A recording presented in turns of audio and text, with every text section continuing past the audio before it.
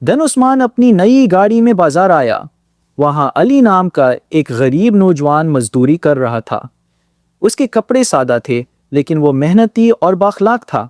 عثمان نے علی کو دیکھ کر طنزیہ انداز میں کہا، تم لوگ ساری زندگی محنت کرتے رہو گے پھر بھی میرے جیسی زندگی نہیں گزار سکتے۔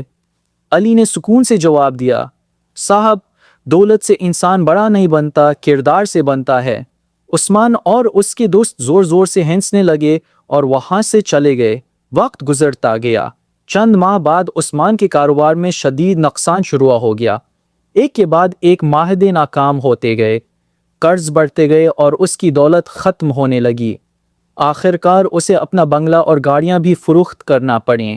جو دوست کبھی اس کے ساتھ رہتے تھے وہ بھی اسے چھوڑ گئے۔ اب عثمان روزگار کی تلاش میں دربدر پھر رہا تھا۔ ایک دن وہ ایک بڑی کمپنی میں نوکری کے لیے انٹرویو دینے گیا۔ جب وہ دفتر میں داخل ہوا تو سامنے کا منظر دیکھ کر حیران رہ گیا۔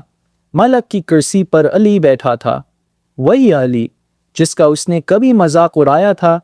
علی نے اپنی محنت، ایمانداری اور لگن سے ایک کامیاب کاروبار قائم کر لیا تھا۔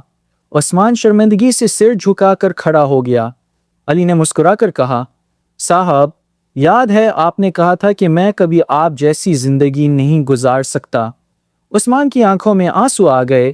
اس نے کہا، مجھے معاف کر دو، میں نے دولت کے غرور میں بہت سے لوگوں کی دل آزاری کی۔ علی نے نرمی سے جواب دیا، انسان کی اصل پہچان اس کا اخلاق ہوتا ہے۔ دولت تو آج ہے، کل نہیں۔ پھر علی نے عثمان کو نوکری دے دی تاکہ وہ اپنی زندگی دوبارہ شروع کر سکے۔ اس دن عثمان نے سیکھ لیا کہ غرور انسان کو نیچا کر دیتا ہے، جبکہ محنت، عاجزی اور اچھا کردار انسان کو بلندی تک پہنچا دیتا ہے۔ یاد رکھیں، کبھی کسی غریب کا مذاق نہ اڑائیں، کیونکہ وقت بدلتے دیر نہیں لگتی اور اصل دولت انسان کا کردار ہوتا ہے۔